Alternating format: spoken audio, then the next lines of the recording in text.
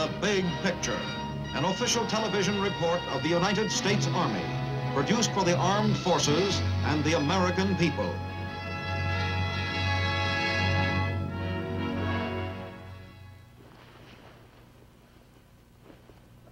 Ready, Bill? Yeah. So long, you guys. We'll be seeing you. Yeah, so long. I'll see you next week. You fellas have a nice Christmas. Yeah, some Christmas. I don't know what you're so happy about, Norris. Shaw, quit griping. Army can't close up shop just because it's Christmas. Somebody's got to stay on post. Yeah, that's right. Somebody has to stay, and that somebody's us. We got elected. And nobody got elected. Your name comes up on the roster, and you're just lucky or unlucky. It's like a lottery. It's just tough luck we didn't win. Well, so what? Next time round, we'll be taking off and somebody else can keep house. Oh, sure, sure. Next time around. Oh, that's a big help. Why don't you take it easy on yourself? Because, man, there's not a thing you can do about it. Oh, maybe there isn't. Maybe there is. You're not thinking about going... You know, I never missed a Christmas with my family yet. And this year's kind of extra special. You see, my kid sister's getting married, and, well, she's bringing the boyfriend home to meet us. Yeah, but bugging out's not the answer. You're going to just get yourself in a jug of trouble. Those parties and planning. You know, but it's almost a year since I've seen any of them. You better take it easy. You know, you can try to fight this army. But, man, it's a cinch you ain't going to win. Look, I tell you what. I'm going to the PX and meet a fellow from my hometown. You come on along, and maybe we'll go see a moving picture later. Yeah, that's a good idea, Norris. I tell you what, you go ahead, and I'll see you over there. Okay. I'll see you in about a half an hour. Yeah, okay.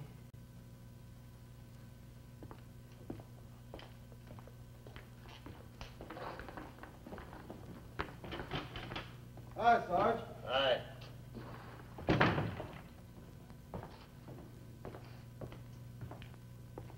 Hiya, Shaw.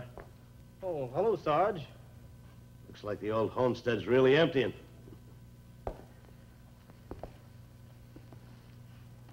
You still bleeding hard? Oh, I guess I'll get over it. Sure you will. We all do. Now, you take...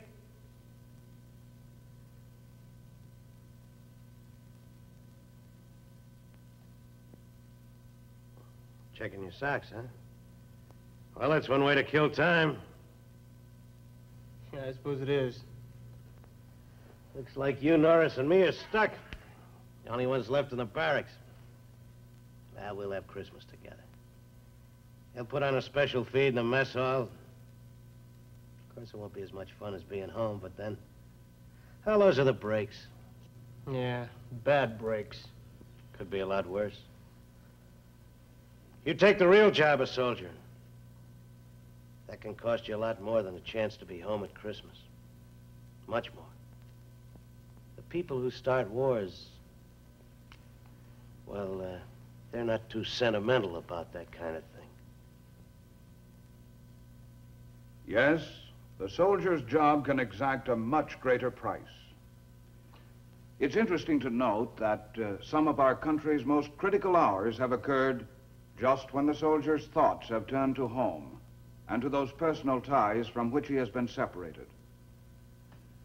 At times, it would appear as if the enemy actually counted on such occasions as a morale factor to be exploited for his own advantage.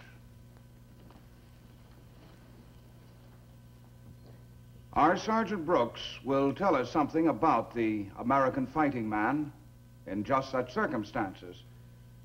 But before we return to him and to Private First Class Shaw, let me just say that I am Sergeant Stuart Queen, bringing you the latest in our Big Picture series, The Battle of the Bulge.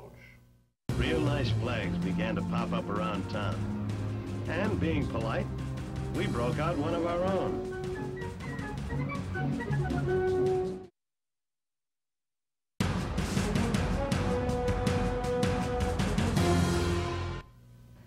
remember back in 1944.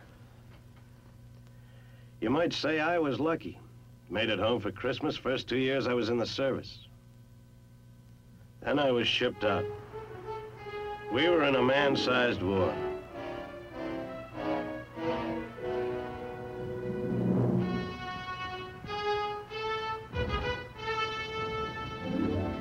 First I saw of it was a place called Omaha.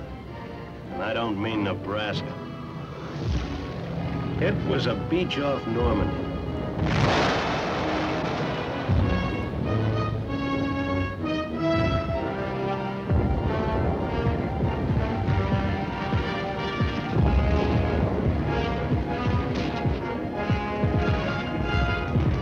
On June 6, 1944, it wasn't a nice place for swimming.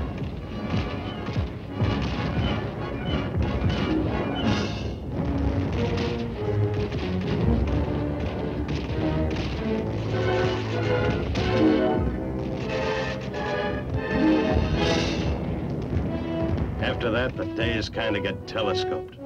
We slugged and the enemy slugged back. We slugged harder.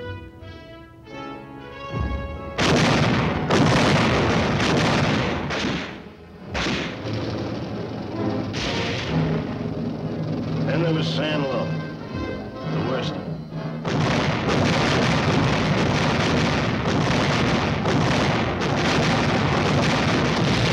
But that's where we smashed the best the Nazi could put up. After that, we drove on through France, pushing him over wherever he stood up to fight.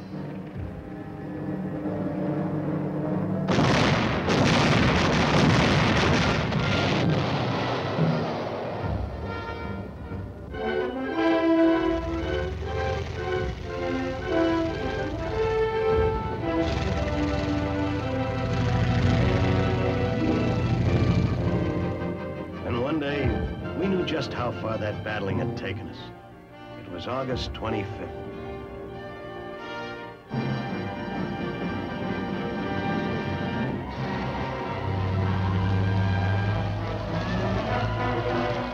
This was Paris, and the French had been waiting for their big day for 5 long years, because Paris had become a symbol. The rest of the world had been waiting too.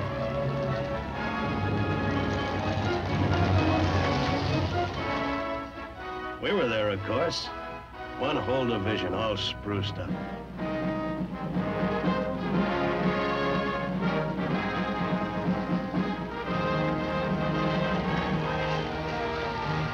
Yep, we were there, all right. But not for long.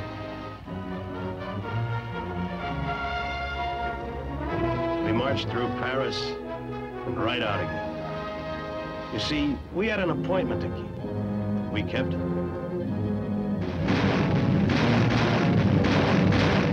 It was still war. The enemy wasn't folding yet. He was fighting small-scale actions to hold us while he pulled back to regroup.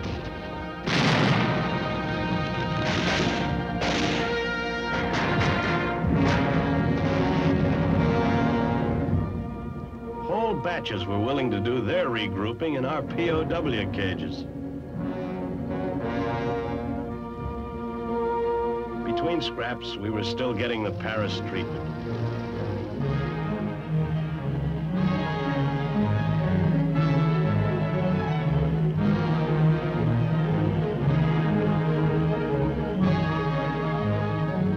But after the treatment, there'd always be another hassle. A town to take, a river to cross.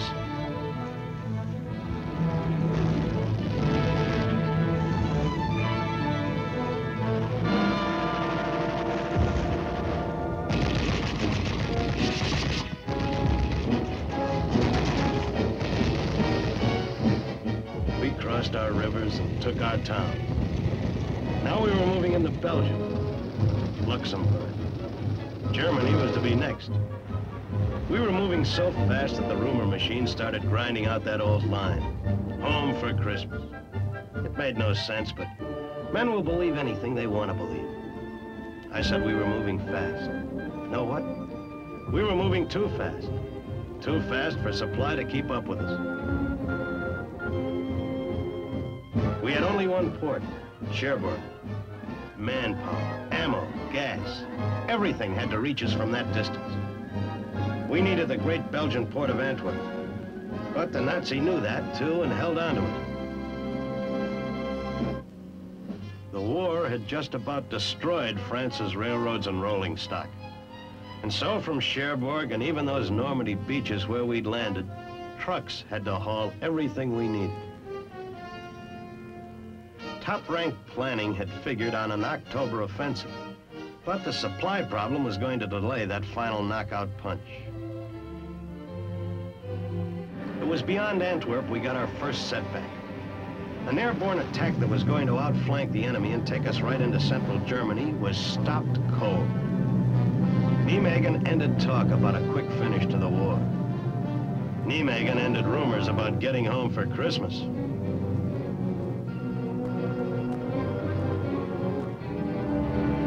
All of those weeks, our buildup had gone on. It still meant hauling from Cherbourg and the beaches, but now we had a super speed system. It was called the Red Ball Express, and to get us set for an all-out offensive, it worked round the clock.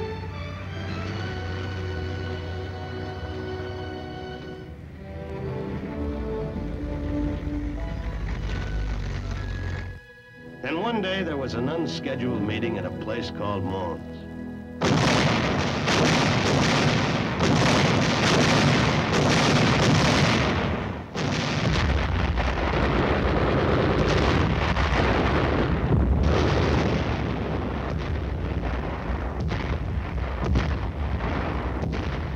That little slugfest at Mons had knocked off 2 Nazi armies. More important, it had opened the way to the German city of Aachen. We'd already moved into the enemy's home grounds, where they lay on our side of the Siegfried Line, or weren't important enough to defend. But this was going to be a real showdown. We'd have to blast them out of Aachen, and that's what we did.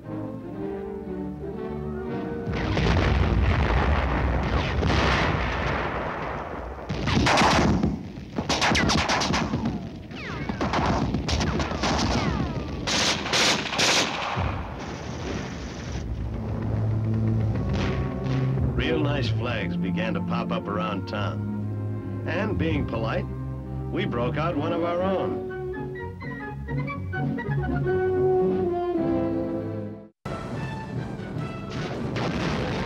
When you can't stand and you don't want to die, well, there's always a third way.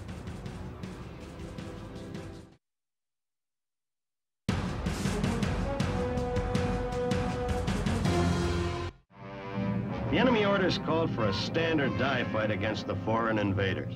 That was us. Assault by air could only soften. The rest was up to us.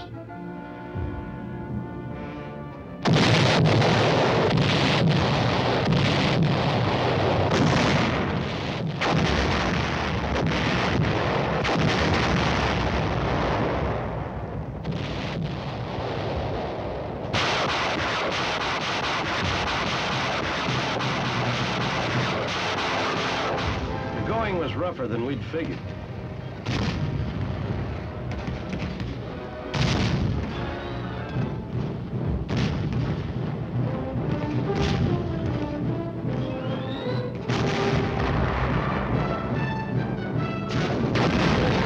When you can't stand and you don't want to die, well, there's always a third way.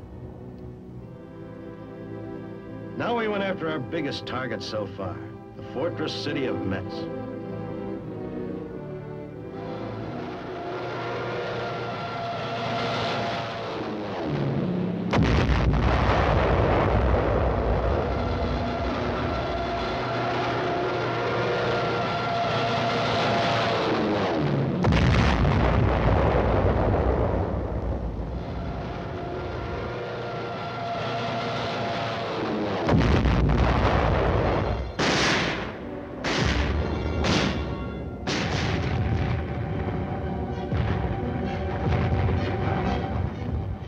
Maybe we forgot our manners with the latest batch of Nazis who forgot to stand or die. But Metz hadn't been easy.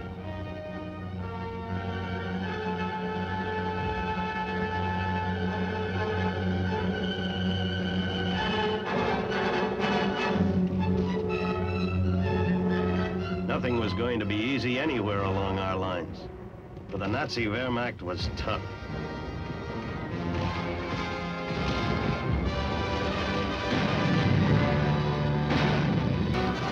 It was costing us good men. Green replacements were becoming seasoned old soldiers, almost overnight. Then there was good news from Belgium. Antwerp was working for us at last.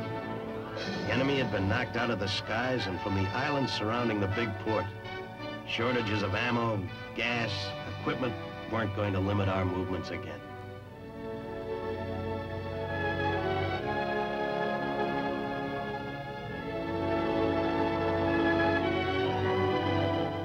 The things we needed were coming in. But those weeks we'd lost were going to help hand us our heaviest jolt. For now it was winter. Once upon a time, armies just stopped fighting when winter hit. Winter slowed down movement. Winter meant additional hardship. But we couldn't give up the initiative. We had to go on.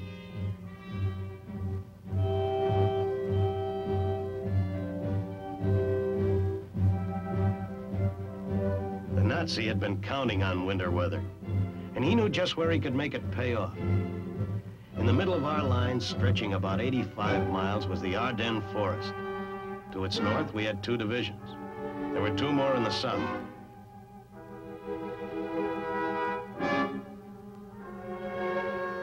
We were using the Ardennes as a combined training and rest area. The Nazi knew that, too. His tanks and forces had been massed under tightest security in concealed areas. Now he lashed out. It was a now or never gamble. With his dwindling reserves of equipment and toughened veterans from the Russian campaigns, he aimed to split us in 2 and drive on to retake Antwerp.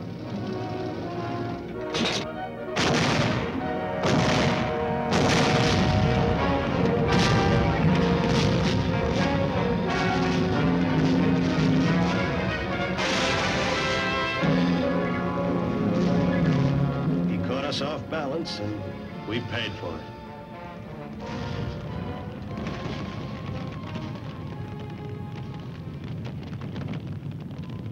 Once again, the natives were leaving their farms with everything they could carry.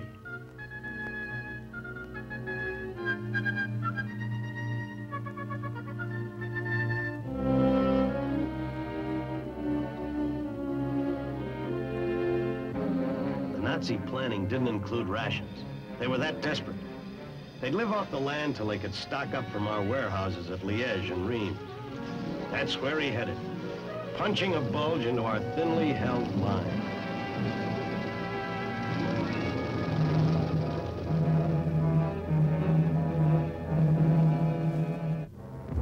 Outside a little town nobody'd ever heard of, named Bastogne, we dug in. For Bastogne commanded the highways to those cities. We dug in and held 24 hours a day while we waited for relief. There weren't any more cooks, company clerks, bakers. Only fighting men. Other outfits in the line are dug in, probably didn't even have time to savvy it was December 25th. You know, somehow you don't think of war going on that day. I used to read how there'd be a truce on Christmas Day. I've seen it in history books. Yeah, history. Real past history. Things were different in 1944. We had Christmas trees, of course. The Ardennes was full of them. Only you didn't know who was behind them. Of course, I have to admit, our platoon had a lucky break. We had Christmas dinner. No fixings, mind you. But we sure had the main course.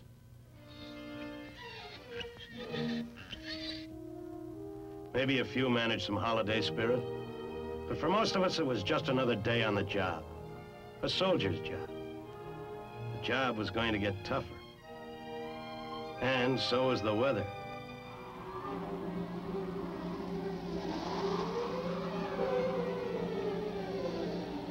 Communications were disrupted. Supply lines cut. Contact between units was lost. And there were units that were lost, too.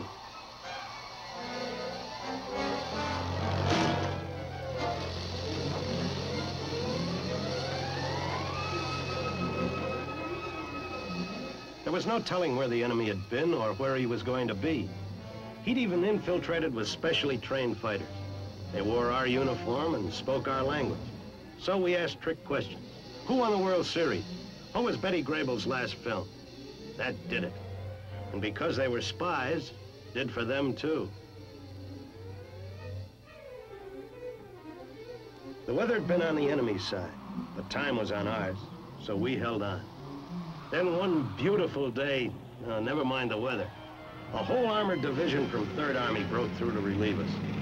The enemy's bid for Bastogne was ended. Now we could get back on the offensive.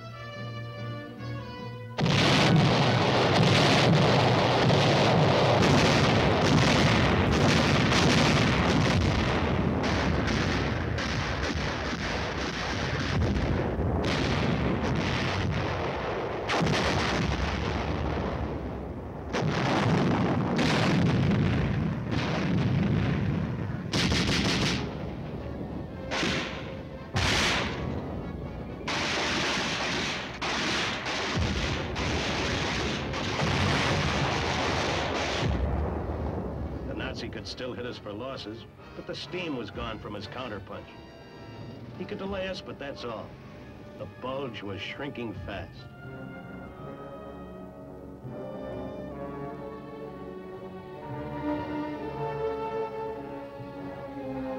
The Wehrmacht's strength was melting, and so were the snow and ice that had helped.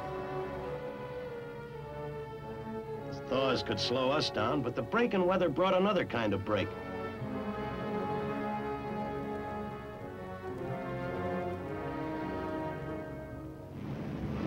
Clearing skies brought us air support. Units that couldn't be reached over truck routes, units cut off by enemy action could now get rations. Medical supply, equipment of all kinds by airdrop.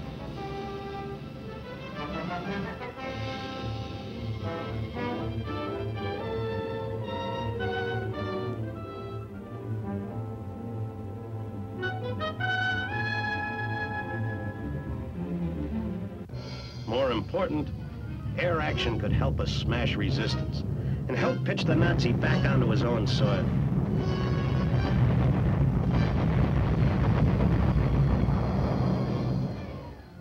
Besides the ones who hot-footed it back to the fatherland to fight another day, there were the lucky ones who wouldn't. Then again, there were the unlucky ones who couldn't.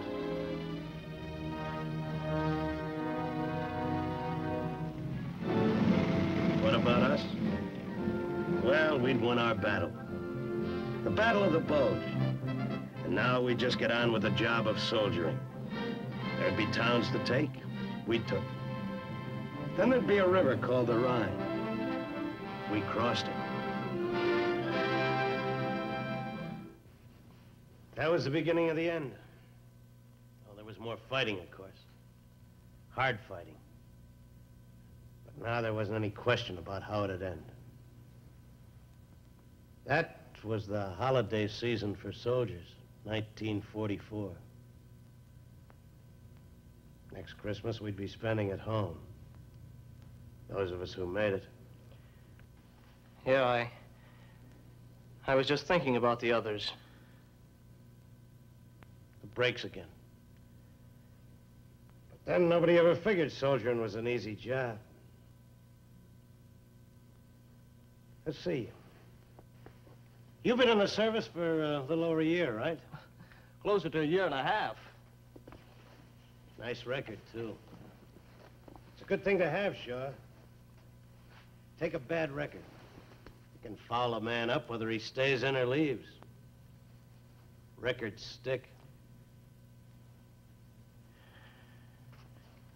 Yeah, I suppose that's so.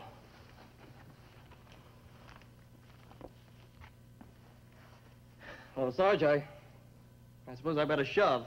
I'm a little bit late. Told Norris I'd meet him over at the PX.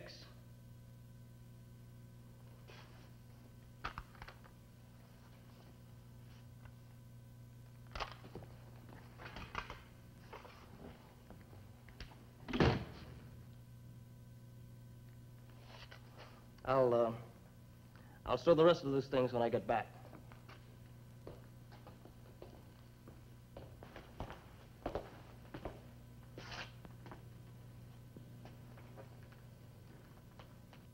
On your way, soldier. See you later.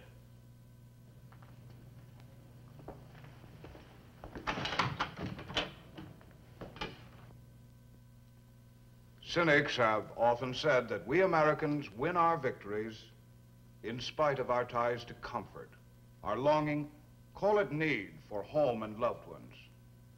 As a matter of fact, it's not in spite of, but because of those ties that we stick it out and come through. Way back in our struggle for independence, during the terrible winter of Valley Forge, Thomas Paine wrote the memorable lines, "These are the times that try men's souls. The summer soldier and the sunshine patriot shrink from the service of their country."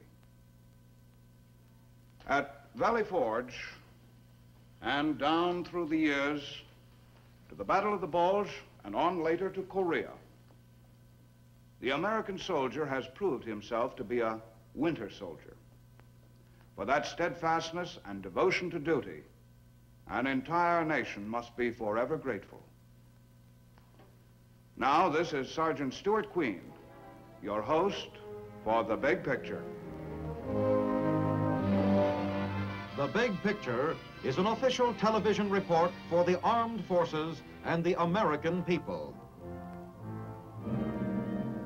Produced by the Army Pictorial Center. Presented by the United States Army in cooperation with this station.